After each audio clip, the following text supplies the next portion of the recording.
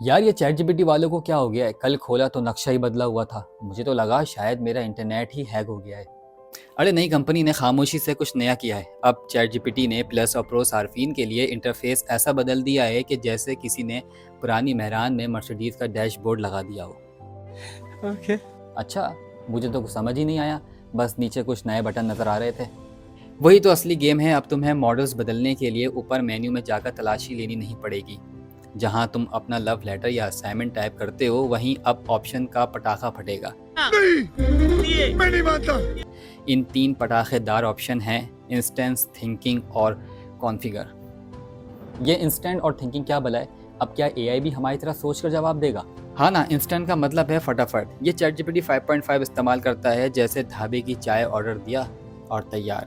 और थिंकिंग वाला option chat GPT 5.5 पर चलता है, यानी ये थोड़ा नखरे दिखाएगा।